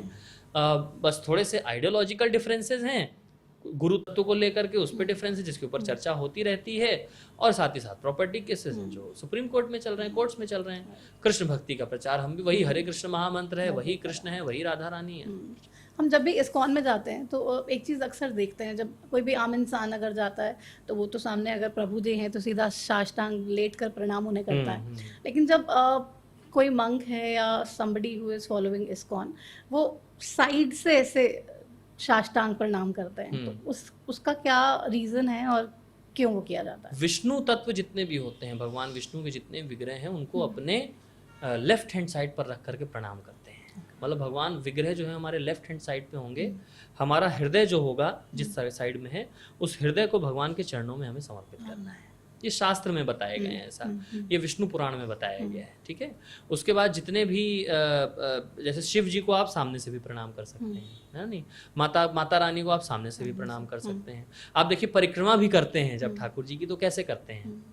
क्लॉकवाइज, अब एंटी क्लॉकवाइज भी कर सकते हैं, लेकिन क्या ठाकुर जी को राइट में रख करके ऐसे परिक्रमा करते हैं, प्रदक्षिणा जब करनी होती है। तो ये अपने अपने नॉर्म्स हैं, कुछ नियम हैं जिनको हमें जो है मर्यादा इस तरीके से पालन करते हैं। अब देखिए सामने से इसलिए प्रणाम नहीं करते क्योंकि ठाकुर जी के जस्ट सामने रहते हैं गरुड़ जी। गरुड़ जी आप कहीं भी विष्णु का मंदिर देखेंगे सामने गरुड़ जी आपको जरूर दिखेंगे। तो गरुड़ जी क्यों होते हैं? भगवान के वाहन हैं। जैसे नंदी जी रहते हैं ना, शिव जी के सामने नंदी जी, जैसे भगवान विष्णु के सामने गरुड़ जी रहेंगे। तो जैसे ही भगवान इशारा करते हैं गरुड़ जी तुरंत रेडी रहते हैं। तो गरुड़ जी भी क्या है, बहुत महान वैष्णव है, इसलिए जब भगवान की तरफ सर करेंगे पैर किसकी तरफ आएगा? गरुड़ जी। इसलिए उसको अवॉइड करने के लिए हम ये मतलब 2-3 तरीके, तो मतलब आम लोग भी अगर जाएं मंदिर में तो इस प्रकार से प्रणाम करें, अपने हृदय को भगवान के चरणों में रखें। हृदय इस तरफ है, हृदय की तरफ से भगवान को प्रणाम करना चाहिए। श्रीमद् भगवत गीता जीवन का सार कहते हैं, और जीवन में कभी भी कहते हैं कोई भी परेशानी आए आप भगवत गीता खोलो, तमाम परेशानियों का उत्तर मिल जाएगा। भगवत गीता से आपने पर्सनली सबसे बड़ी चीज़ क्या सीखी? देखिए भगवत गीता से मैंने चीज़ें सीखी भी हैं, चीज़ें सीख भी रहा हूँ, और जितनी बार पढ़ रहा हूँ, मैं 10वीं बार पढ़ रहा हूँ भगवत गीता, 10वीं बार पढ़ रहा हूँ, फिर से नई चीज़ मिल रही है। अच्छा, जो चीज़ पढ़ चुके हैं उसमें भी आपको उसमें से भी नई चीज़ मिल रही है। तो मतलब भगवत गीता तो ऐसी है लाइक आइसक्रीम, आप चाहे उसको ऊपर से खाओ, बीच से खाओ, मिडिल से, हर जगह से मीठा ही मीठा लग रहा है, अमृत अमृत है। इसलिए गीता अमृतम, गीता अमृत के समान है कि नहीं। भगवत गीता सबसे मुझे जो जीवन में सबसे ज़्यादा चीज टच होती है वो है भगवान का कन्विक्शन। भगवान जो एक अपने भक्त के लिए कन्विक्शन दे रहे हैं ना, मैं जब खड़ा हूँ तो तुम्हारा कोई कुछ नहीं बिगाड़ सकता है। ऐसा कन्विक्शन जब मुझे मिलता है ना, तो मुझे लगता है कि now let us surrender myself to lord Shri Krishna. There is no one can protect me in this world except the supreme controller. मुझे और कोई नहीं बचा सकता है। मुझे कौन बता सकते हैं? भगवान बता सकते हैं। जैसे आपने देखा ना LIC जीवन बीमा, उसमें नीचे हाथ के नीचे संस्कृत में श्लोक लिखा हुआ है। क्या लिखा हुआ है वो? योगक्षेमम वहामे हम। इसका मतलब क्या है? संस्कृत में भगवत गीता का श्लोक है। इसका श्लोक क्या है? इस श्लोक का अर्थ है whatever you lack I will provide, and whatever you desire I will provide, and whatever you have I will protect. तो ये भगवान श्री कृष्ण LIC जीवन बीमा, जिंदगी के साथ भी जिंदगी के बाद भी, एक भी किस्त ऊपर नीचे रह गई तो बीमा लेकिन भगवान के साथ ऐसा नहीं है। तो भगवान श्री कृष्ण जो हमें संदेश दे रहे हैं ना, पर्सनली मुझे भगवान श्री कृष्ण का जो भक्त वत्सलता है, अपने भक्तों को तो एक अश्योरिटी दे रहे हैं भगवान, ना में भक्त्या प्रणश्यति कौन्तेय प्रतिजानी ही ना में भक्त्या प्रणश्यति। हे कुंती पुत्र अर्जुन, तुम ये अनाउंस कर दो कि मेरे भक्त का कभी भी विनाश नहीं हो सकता है। तो ये जब मुझे कन्विक्शन मिलता है भगवान श्री कृष्ण की वाणी से, तो मुझे लगता है कि और मुझे सेवा करनी है, और मुझे सेवा करनी है। तो भगवद गीता से मुझे ये सबसे टचिंग लगता है, और ये भगवान श्री कृष्ण के एक गुण है, जो गुण है उनकी भक्त वत्सलता, कि भक्तों के लिए भगवान अपना देखिए सब कुछ करने को तैयार है। मतलब आपके पास कुछ नहीं है फिर भी भगवान आपकी रक्षा करेंगे। तो ये कन्विक्शन मुझे भगवद गीता से मिलता है। आजकल जैसे हमने जिक्र किया था पहले भी, यूथ बहुत ज़्यादा डिप्रेस्ड रहते हैं, परेशान रहते हैं। हमारी लाइफ में भी ऐसा होता है, कुछ भी छोटी सी भी प्रॉब्लम आती है, हमें लगता है नहीं सब खत्म हो गया, या बहुत ज़्यादा सुसाइडल थॉट्स भी बहुत सारे लोगों को वैसे आती है। तो उन केसेस में उन सिचुएशंस को कैसे हैंडल करना चाहिए? आप हमारे पास आइए, आप इन सबको हमारे पास भेजिए, हम उनको भगवद गीता पढ़ाएंगे, उनको माला कराएंगे, प्रसाद खिलाएंगे, उनको आनंद देंगे। जब जीवात्मा को ऐसा आनंद मिलता है ना, तो सारे दुख भूल जाता है। भगवान श्री कृष्ण, फिर मैं गीता से कोट करूंगा, क्योंकि गीता एक्चुअली गीता से बोलना, पढ़ना, सुनना मुझे बहुत अच्छा लगता है, इसलिए मैं गीता को बहुत बार कोट कर रहा हूँ। भगवद गीता में भगवान बताते हैं कि when you get the higher taste then you can easily give up the lower taste. रसवर्जम रसोप्यस्य परम दृष्ट्वा निवर्तते। जब आपको कुछ उच्च रस की प्राप्ति होगी तो आप निम्न रस अपने आप छोड़ देंगे। तो जब उसको हम कृष्ण भक्ति का रस देंगे तो उसको आराम से जो है, जो निम्न रस प्राप्त हो रहा है इस संसार में, उसको आराम से छोड़ देगा, है ना। इसलिए इस्कॉन संस्था के कई सारे मिनिस्ट्रीज के साथ MOU भी साइन है ना। जैसे ministry of social justice and empowerment, basically उसका मैं नोडल ऑफिसर हूँ यूनिवर्सिटी में। तो इस्कॉन का एक MOU साइन है मिनिस्ट्री ऑफ सोशल जस्टिस के प्रोग्राम के साथ, जिसका नाम है नशा मुक्त भारत अभियान। तो नशे की तरफ कोई क्यों जाता है? उसको एंजाइटी है, स्ट्रेस है, चिंता है। जब वो देखता है दुनिया में किसी और चीज़ से मेरा चिंता नहीं मुक्त हो रहा है, तो 4 बज गए लेकिन पार्टी अभी बाकी है ना। नहीं, 4 बोतल रोज का, काम मेरा रोज का, ऐसे ऐसे कुछ गाने हैं ना। नहीं तो, और आजकल उसको प्रमोट भी किया जाता है, छल्ले बना के, ये बना के सोचना है क्या जो होगा है। तो लड़के और लड़कियां यही सोचते हैं करना क्या है, फिर छल्ले बनाओ जी। और फिर छल्ले बनाते बनाते डिप्रेशन, एंजाइटी, स्ट्रेस और बढ़ जाता है, उसके वो एडिक्ट हो जाते हैं। वो निकल नहीं रहा है ना बॉडी से, निकल नहीं रहा है। तो इसलिए हम उनको क्या करते हैं, एंटी एडिक्शन, डी एडिक्शन। उसका सबसे अच्छा तरीका, उसको जो वो नशे में है ना, उसको कृष्ण भक्ति का नशा दे दीजिए। जब वो कृष्ण के नशे में हो जाएगा, अपने यहाँ पे सारे नशे छोड़ देगा। तो इसलिए हमारा आप सबको इनविटेशन भी है, you all are most welcome. आपको कोई भी चिंता, तनाव, इस तरीके की चीज़ें हैं, आप हमारे पास आइए, हम आपको भगवान श्री कृष्ण की भक्ति में लगाएंगे। आप इन सब चीज़ों से धीमे धीमे धीमे धीमे करके छुटकारा प्राप्त करें। लेकिन बहुत ऐसा भी हो गया कि सोशल मीडिया का ज़माना है, हर कोई इन्फ्लुएंसर और रील बनाने में इतना ज़्यादा व्यस्त हो गया है। रील भी बनानी है, शो ऑफ भी करना है बहुत ज़्यादा, और शो ऑफ ज़्यादा पार्टीज, क्लबिंग्स के घूम रहे हैं ये सब। मंदिर थोड़ा सा सोचते हैं कि नहीं, मंदिर जाएंगे तो थोड़ी पर्सनालिटी ऐसा लगेगी कि बढ़िया नहीं लग रही है। पार्टीज और क्लबिंग जा रहे हैं तो लोगों को लगेगा यार बहुत अच्छी ज़िंदगी जी रहा है। तो इसमें मतलब प्रश्न ये है कि मतलब इस थॉट को लोग कैसे चेंज कर सकते हैं, इस माइंडसेट को कैसे चेंज कर सकते हैं? देखिए, ये थॉट और माइंडसेट तो मैं कहूँगा कि इसमें हमारे सोशल मीडिया का बहुत बड़ा रोल है। जैसे आप बता रहे हैं, यानी उसको जो दिखता है वही बिकता है। तो इसलिए इस्कॉन संस्था की तरफ से हम ऐसा कार्य कर रहे हैं कि हम आध्यात्म को ग्लैमराइज कर रहे हैं। आध्यात्म को ग्लैमराइज कर दिया जाए। आप हमारे इस्कॉन के ईस्ट ऑफ कैलाश के मंदिर में जाएंगे, वहाँ बहुत अच्छा म्यूजियम है, रोबोटिक्स शो, बहुत ही अच्छा 3D प्रोजेक्शन के माध्यम से जो है भगवद गीता को समझाया जाता है। तो उसको एक तरीके से ऐसा बना, लोगों को म्यूजिक में इंटरेस्ट है, हम आपके साथ मंत्रा रॉक शो करेंगे। हमारे इस्कॉन का एक बहुत अच्छा टेलीविजन चैनल भी है जिसका नाम है हरे कृष्णा टेलीविजन। उस पर टेलीविजन शो आते हैं, उस पर भागवत की कथा आती है, कीर्तन आती है। जैसे पर्सनली मुझे म्यूजिक में बहुत इंटरेस्ट है, तो मैं म्यूजिकल इंस्ट्रूमेंट सीखता हूँ, राग सीखता हूँ, लय सीखता हूँ, ताल सीखता हूँ, उस पर हरे कृष्ण महामंत्र गाता हूँ, है कि नहीं। तो आपको म्यूजिक में इंटरेस्ट है, आप रॉक शो करिए। आपको क्लब और पार्टी में जाने से अच्छा है कि आप इस तरफ अपने आप को मोल्ड करिए, है ना। देखिए, कुछ अगर हमें अपने जीवन में परिवर्तन लाना है तो कुछ ऐसे डिसीजंस लेने पड़ते हैं जिससे जीवन जो है सही दिशा में मुड़े। तो हम इस्कॉन संस्था के द्वारा ये कार्य कर रहे हैं कि भक्ति को थोड़ा ग्लैमराइज कर रहे हैं कि आपको अच्छा लगेगा, आप आइए। जैसे चमक होती है, चमक धमक, है ना, नहीं तो बहुत लाइट लगा के, साउंड लगा के बढ़िया उस पर क्या कर रहे हैं, हरे कृष्ण महामंत्र कीर्तन। और फिर जन्माष्टमी के दिन आप सबको आमंत्रित कर रहे हैं, आप सब हमारे मंदिर में आइए, मंदिर में साथ में जन्माष्टमी मनाइए। तो इसलिए क्या है, चीज़ों को ग्लैमराइज करना पड़ेगा, चीज़ों को अवेलेबल कराना। अब क्या है, क्लब, बार, सिनेमा थिएटर्स ये इजिली अवेलेबल है ना, at every step you will find it. But मंदिर खोजने में बहुत कम मिलते हैं, है ना? नहीं, आप देखिए दिल्ली एनसीआर में कितने पीवीआर, कितने सिनेमाज होंगे, बट मंदिर हमारे इस्कॉन के 18-19 मंदिर हैं। हर गली में मंदिर होना चाहिए, है कि नहीं? जब मंदिर की बात आती है तो लोग बहुत क्रिटिकल हो जाते हैं, अरे मंदिर क्यों बनाना, इससे अच्छा यूनिवर्सिटी हॉस्पिटल बना देना चाहिए। अरे मंदिर भी क्या है, मंदिर भी तो यूनिवर्सिटी है, मंदिर भी तो हॉस्पिटल है। हमारे यहाँ गीता की क्लासेस होती हैं, भागवतम सिखाया जाता है, ये भी तो हॉस्पिटल है। यहाँ पर लोग जो बीमार होकर के आते हैं उनको क्योर किया जाता है। तो इस तरीके से मानसिकता को थोड़ा सा बदलने का हमें प्रयास करना है। तो आपके चैनल के माध्यम से एक्चुअली बहुत अच्छा इनिशिएटिव है आपका, कि आप लोगों को ये बता रहे हैं कि देखो इस्कॉन संस्था कोई ऐसे संस्था नहीं है, ये हॉस्पिटल है, ये एजुकेशनल इंस्टीट्यूशन है, ये वैदिक कल्चरल सेंटर है। यहाँ पर आप आकर के चीज़ों को सीखिए, अपने जीवन को परिवर्तित। तो सरकारें कितनी ज़्यादा पावरफुल होती हैं जैसे सनातन को प्रमोट करने के लिए? आपको लग रहा है अभी जो गवर्नमेंट काम कर रही है सफिशिएंट है और उससे काफ़ी बदलाव भी देखने को मिल रहा है सोसाइटी में? नहीं, हम तो सरकार के बहुत ग्रेटफुल हैं कि वो ऐसा इनिशिएटिव, मतलब हम लोग किसी भी चीज़ में, किसी भी कार्य को करने में कोई असुविधा नहीं होती है ना? नहीं, और गवर्नमेंट बहुत ही फेवरेबल है, हम उनका बहुत बहुत धन्यवाद करते हैं। और हरियाणा सरकार की अगर आप बात करें तो हरियाणा सरकार की तरफ से हर साल अंतर्राष्ट्रीय गीता महोत्सव मनाया जाता है। कुरुक्षेत्र में ब्रह्म सरोवर पर हमारे इस्कॉन संस्था के भी सब भक्त लोग वहाँ पर जुड़ते हैं। और इस बार तो इंटरनेशनल जाने वाला है गीता महोत्सव, हर देश में भी जाएगा।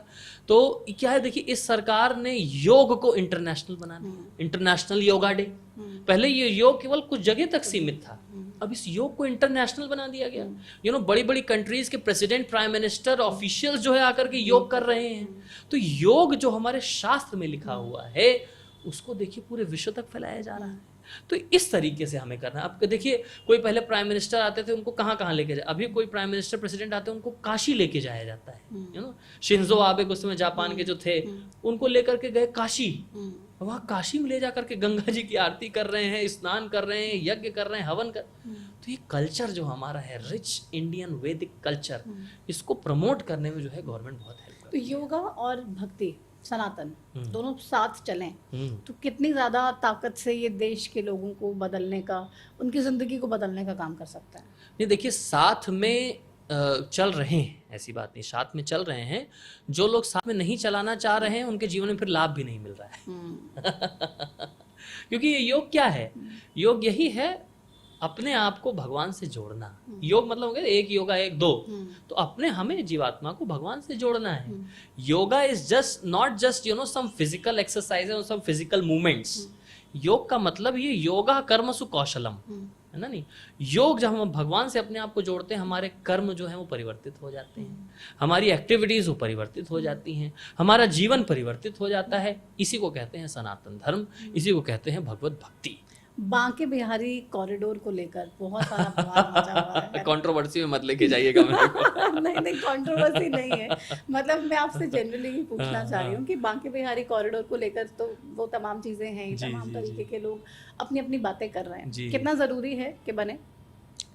अब बांके बिहारी कॉरिडोर स्पेसिफिकली उसका क्या मैप है, कैसे रूट मैप बनाया गया है, क्या उसका आर्किटेक्चरल प्लानिंग किया गया है, for that I am not sure.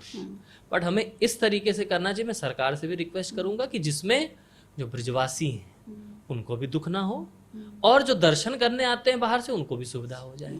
तो देखिए सरकार का काम तो यही है ना, दोनों को बैलेंस बना के कैसे करें। अब जैसे जन्माष्टमी उत्सव है, इस जन्माष्टमी पर हमारे राधा पार्थसारथी मंदिर इस्कॉन ईस्ट ऑफ कैलाश में 8 से 10 लाख दर्शनार्थियों के आने का एक्सपेक्टेशन है। क्योंकि 15 अगस्त है, फिर 16 अगस्त, फिर 17 अगस्त, मतलब वीकेंड है।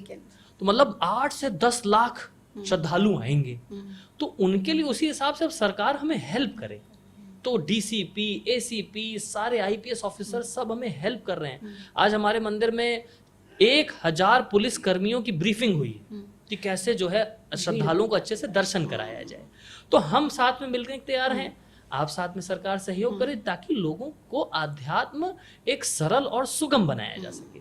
तो कॉरिडोर को लेकर के भी मेरा गवर्नमेंट से भी रिक्वेस्ट यही है, ब्रिजवासी क्योंकि वहीं के हैं, वो ठाकुर जी के सेवक हैं, उनके लिए भी हो जाए और साथ ही साथ जो दर्शन करने आ रहे हैं उनको भी सुविधा हो जाए। तो एक बीच का रास्ता निकाला जाए जिससे दोनों के लिए, सरकार का काम भी यही है, ऐसी पॉलिसी कुछ बनाई जाए जिससे दोनों का लाभ हो, दोनों का आशीर्वाद मिले, सरकार को आशीर्वाद मिले, यहाँ तक कि सरकार की भर्त्सना ना हो, सरकार को आशीर्वाद मिले कि आपको बहुत अच्छा काम किया आपने, बांके बिहारी जी आपको अगले 50 वर्ष तक फिर से लेकर के आए। बहुत ही नफे तुले शब्दों में आपने बहुत बड़ी बात कह दी है। वृंदावन के लिए अक्सर ये कहा जाता है कि वृंदावन जो जाता है ना, खो जाता है, पागल हो जाता है। तो आपने भी कुछ ऐसा एक्सपीरियंस किया? यूपी में जन्मे बड़े हुए, फिर दिल्ली आए, दिल्ली आके तो मंक बनने का फैसला कर लिया, वृंदावन जब पहुंचे आप तो कैसा एक्सपीरियंस था? एक्चुअली वृंदावन ने ही हमारा जीवन परिवर्तित किया है। अच्छा कैसे? Vrindavan is a land of magics. Vrindavan तो चमत्कारों की भूमि है, वहां हम जाते हैं क्योंकि ठाकुर जी अभी भी वहां हैं। वृंदावन के कण कण में ठाकुर जी हैं, तो हम जेन्युइन फीलिंग से जब जाके हैं तो ठाकुर जी रेसिप्रोकेट करते हैं। यस, हमारी जो जेन्युइन इच्छा है उसको ठाकुर जी पूरा करते हैं। तो मेरी तो जितने भी, मैं अभी रक्षाबंधन पर वृंदावन में ही था, तो 2 दिन पहले वृंदावन में ही था मैं, 2-3 दिन पहले। तो वृंदावन तो हमारे आराध्य देव भगवान का जो है वही स्थान है, तो वृंदावन का हमारे जीवन में बहुत महत्व है। और मैं तो भगवान से ही प्रार्थना करता हूँ कि वृंदावन कॉन्शियसनेस हमारी, मेरी हमेशा वृंदावन की चेतना बनी रहे, मैं हमेशा भगवान को स्मरण करता रहूं। और शास्त्र में ये भी बताया गया है कि जहाँ पर भगवान का कीर्तन होता है, जहाँ भगवान की कथा होती है, वही वृंदावन है। इसलिए बोलते हैं ना, मेरो मन वृंदावन। तो मन को ही वृंदावन बना ले। मैं दिल्ली में बैठा हूं, अपने मन को वृंदावन कैसे बनाऊं? तो जब मैं कीर्तन करता हूं, जब मैं गीता पढ़ता हूं, आपसे मैं भगवान के बारे में चर्चा कर रहा हूं, ये वृंदावन है। तो इसलिए वृंदावन, हमें घर घर को वृंदावन बना देना है और वृंदावन में जाकर के ठाकुर जी से अपना कनेक्शन जरूर बनाना है। बहुत सारे ऐसे लोग होते हैं जो हर हफ्ते वृंदावन जाते हैं, कुछ हर महीने वृंदावन जाते हैं, और कुछ लोग ऐसे होते हैं जो महीनों महीनों सोचते रह जाते हैं लेकिन वृंदावन जा नहीं पाते। क्यों नहीं जा पाते? और कुछ लोगों को इतनी असीम कृपा क्यों होती है कि हर हफ्ते या हर महीने ही ठाकुर जी बुला लेते हैं? देखिए, इसमें एक तो पहले मैं मिसकॉन्सेप्शन यहाँ पर क्लियर करना चाहता हूँ। कई बार लोग ये बोलते हैं ठाकुर जी जब बुलाएंगे तो चले जाएंगे। लोग जनरली ऐसा बोलते हैं कि बुलावा आएगा तभी तब चले जाएंगे। अरे भैया, बुलावा भगवान आपको व्हाट्सएप मैसेज करेंगे या वॉइस मैसेज भेजेंगे या ईमेल आएगा? क्या आएगा? क्या आप क्या आएगा तब मानोगे कि ठाकुर जी ने भेजा है ना? नहीं, तो ऐसा कुछ भी नहीं होता है। हमें अपने लाइफ का ऐसा प्लान बनाना चाहिए। अगर आसपास रहते हैं तो हर महीने तो जरूर जाना चाहिए एक बार वृंदावन। आप दूर रहते तो कम से कम साल में एक बार जाइए वृंदावन, लेकिन ठाकुर जी के दर्शन करने जरूर जाइए। ये भगवान का धाम है ना? नहीं, ये हमारे सनातन धर्म का आप कहिए एक तरीके से मक्का मदीना है, जहाँ हमें जरूर जाना चाहिए। तो ऐसा होता है जिसको ज्यादा बुलाते हैं ठाकुर जी उससे बहुत प्रेम करते हैं या उस पर बहुत ज्यादा असीम कृपा है? देखिए, ठाकुर जी तो सबसे प्रेम करते हैं। जो ठाकुर जी को गाली देता है उससे भी प्रेम करते हैं। कई लोग हैं जो बोलते हैं I don't believe in God, I am an atheist, I am a person of science, I am not a person of God. कई लोग, मुझे तो ऐसे बहुत लोग मिलते हैं, उनको भी भगवान खाने के लिए दे रहे हैं कि नहीं दे रहे हैं? उनको भी भगवान सांस लेने के लिए ऑक्सीजन दे रहे हैं कि नहीं दे रहे हैं? यही ऑक्सीजन जब कोविड की सेकेंड वेव आई थी, एक सिलेंडर 1-1 लाख रुपए का मिलता था, तब लोगों को पता लगा था ऑक्सीजन की वैल्यू कितनी है। वही ऑक्सीजन 24/7 फ्री सप्लाई मिलती है हम लोगों को। कौन दे रहा है? ठाकुर जी देने वाले हैं। अब फिर साइंस के लोग होंगे, वो कहेंगे कि वो ये कहेंगे कि ये ऑक्सीजन तो जो होती है ये तो फोटोसिंथेसिस या फिर इस क्रिया से होती है। अरे भैया, ये फोटोसिंथेसिस के पीछे कौन सा मैकेनिज्म काम कर रहा है? मैकेनिज्म के पीछे इसको करने वाला कौन है? कौन बताता है कि ऐसा ही होगा? कौन बताता है कि आप कार्बन डाइऑक्साइड छोड़ेंगे, पेड़ पौधे उसको लेंगे, वहां से वो फिर ऑक्सीजन भेजेंगे? ये मैकेनिज्म बनाया किसने? Who had made this mechanism? How this mechanism is working? इसका प्रश्न है। तो इसलिए क्या है कि हम सबको ठाकुर जी के प्रति अपनी श्रद्धा, भक्ति और विश्वास जरूर रखना चाहिए। और मैं तो कहता हूँ भारतवर्ष में कोई भी नास्तिक है ही नहीं। बड़े से बड़ा नास्तिक होगा, एग्जाम के समय उसको भगवान की जरूर याद आती है। कोई प्रॉब्लम होती है तो अक्सर हम बस बैठ जाते हैं, कभी हनुमान चालीसा पढ़ने, कभी कृष्ण जी की भक्ति। कोई चाहे जितने बड़े से बड़ा नास्तिक हो, एक बार तो बचा लेना, इस बार भले ही हाथ नहीं जोड़ता, मन में बोलता है बचा लेना, है ना? नहीं तो भगवान तो है ही सबके हृदय में। बस क्या है, लोगों को एजुकेट करने की आवश्यकता है। आपके पॉडकास्ट के माध्यम के थ्रू कई लोग एजुकेट हो रहे हैं, कई लोगों को एजुकेशन मिल रही है, कई लोगों को ट्रेनिंग मिल रही है कि ठाकुर जी के पास कैसे जाया जाए, कैसे भोग लगाया जाए, कैसे जन्माष्टमी मनाया जाए, कैसे उनका मंत्र जाप किया जाए। ऐसे हम लोग को इनिशिएटिव्स और करने होंगे। एक और सवाल है, जैसे ठाकुर जी की भक्ति तो कोई करता है, सोचता है कि ठाकुर जी की भक्ति में मैं अभी अभी जो जुड़ा हो नया नया तुलसी की माला ग्रहण कर लेते हैं हाथ में, कभी गले में पहन लेते हैं। वो तुलसी की माला ग्रहण करने के क्या नियम है, मैं चाहती हूँ ये भी आप हमें एक बार बताइए। देखिए, तुलसी की माला ग्रहण करने के नियम ये हैं कि सबसे पहले तो बेसिक नियम ये है कि आप प्याज लहसुन ना खाएं, चाय मदिरा पान मसाला ये सब ना खाएं। चाय? यस। चाय भी नहीं? नहीं, क्यों पीनी है चाय? चाय तो मतलब मैं यहाँ पर आपको साइंटिफिकली बता रहा हूँ। चाय में होती है nicotine, and nicotine is an addictive product. तो एडिक्टिव मतलब इंटॉक्सिकेंट, लोअर फॉर्म में है पर इंटॉक्सिकेंट है ना। आप देखते हैं माउंटेन ड्यू देखते हैं, उसमें ड्यू में क्या लिखा रहता है? It contains caffeine. So caffeine is an intoxicant. भले ही थोड़ी मात्रा में है बट है तो है ही ना। तो नशा नहीं करना है, जुआ शराब सट्टा नहीं खेलना है, व्यभिचार नहीं करना है और मांस नहीं खाना है। ये 4 नियम जो पालन करता है, ये धर्म के 4 स्तंभ हैं। जो धर्म का स्तंभ का जो पालन करता है वो इन तुलसी को धारण करने के योग्य बन जाता है। लेकिन बहुत से लोग मैं देखती हूँ, जैसे आपने कहा प्याज लहसुन नहीं खाना है, वो प्याज लहसुन भी खाते हैं लेकिन तुलसी की माला को ग्रहण फैशन है, उसको एज अ फैशन पहनते हैं। फैशन में तो आप कुछ भी पहन लीजिए, क्या उसका असर मिलेगा? लेकिन उसका नुकसान भी तो हो सकता है ना। रिएक्शन हो सकता है ऑफ कोर्स, रिएक्शन हो सकता है ऑफ कोर्स। तो इसलिए सावधान रहें, मर्यादा में रह के पूछ करके नियम करके तब तुलसी धारण करें। अगर नहीं नियम पालन कर पा रहे तब तक ना धारण करें, तब तक आप अपने आप को प्रैक्टिस में ले आए, एटलीस्ट प्रैक्टिशनर बन जाएं। इसलिए हम लोग को डिमोरलाइज नहीं करते हैं, आप तुम तो कभी जीवन में तुलसी नहीं पहन सकते, नहीं ऐसा नहीं है। उनको हम वो करते मोटिवेट करते हैं कि आप अगर थोड़ा सा ये कर लेंगे पालन, थोड़ा सा ये कर लेंगे, धीमे धीमे करके आप 6 महीने तक इसको प्रैक्टिस करिए, then you will be eligible to wear this tulsi mala. तो इस तरीके से लोगों को मोटिवेट। तो हरे कृष्णा महामंत्र ये भी तुलसी की माला से जाप करना चाहिए, ये कौन सी माला से जाप करें? नहीं, देखिए माला कई प्रकार की होती है, कमल के उसकी भी माला होती है, नीम के लकड़ी की भी माला होती है, तुलसी की भी माला होती है। तो इस्कॉन संस्था में तो प्रमुख रूप से जब हमारी दीक्षा हो जाती है, जब हमें गुरु दीक्षा मिल जाती है, तब हमें तुलसी की माला मिलती है। आई होप हमारी ऑडियंस को दिख रही होगी। ये है तुलसी की माला, जिसको मैं 2013 से जप रहा हूँ। अच्छा, 12 साल हो गए हैं जपते माला इसी माला पर। ठीक है, तो इस प्रकार से तुलसी की माला गुरु देते हैं, तो उस तुलसी की माला फिर हम जप करते हैं। उसके पहले प्रैक्टिस के लिए आप नीम की माला से जप कर सकते हैं। नीम की माला से। बच्चों को स्कूल में कहते हैं अगर अच्छी एजुकेशन बचपन से ही मिल जाए तो जो नींव है वो इतनी मजबूत हो जाती है कि आगे आपकी इमारत तो बहुत ज़्यादा मजबूत हो जाएगी, दुनिया से आराम से लड़ भी पाएंगे। कितना इम्पोर्टेंट है कि स्कूल्स में भगवत गीता को ऐड करा जाए और बाकायदा हर स्कूल में ही बच्चों को इसकी शिक्षा दी जाए। नहीं, मैं तो इस इनिशिएटिव को भी सुन के बहुत खुश हूँ। गुजरात गवर्नमेंट एंड आपका Uttarakhand government and Haryana government, तीनों ने ऑलरेडी स्कूल्स में शुरू करा दिया है। श्लोक उच्चारण होता है असेंबली में, साथ ही गीता का पाठ होता है, सिलेबस में गीता है। इवन दिल्ली यूनिवर्सिटी में भी मुझे पता है यूनिवर्सिटी के सिलेबस में भगवत गीता है। गीता के ऊपर कई सारे वैल्यू एडेड कोर्सेज हैं। तो ये गवर्नमेंट का बहुत अच्छा इनिशिएटिव है। बचपन से ही अगर हम बच्चों को एक पॉजिटिविटी देंगे, पॉजिटिव संदेश देंगे, तो वो क्या होता है, देखिए 5 लीटर दूध रखा है, उस 5 लीटर दूध में आप 5 ml या 5 ग्राम का एक कल्चर डालते हैं। उस कल्चर को डालने से पूरा दूध दही में बदल जाता है। वो कल्चर किस चीज का है? दही का कल्चर है ना। नहीं तो वही कल्चर हमें इस दूध रूपी निर्मल हृदय में, बच्चों के हृदय में दूध रूपी, वो दही रूपी कल्चर हमें मिलाने की आवश्यकता है। जब वो कल्चर मिला देते हैं तो बच्चों का पूरा हृदय जो है आगे चल करके वो ट्रांसफॉर्म हो जाता है। नहीं तो आजकल बच्चों में भी बहुत देखा गया है कि बच्चे फ़ोन के एडिक्ट हो गए।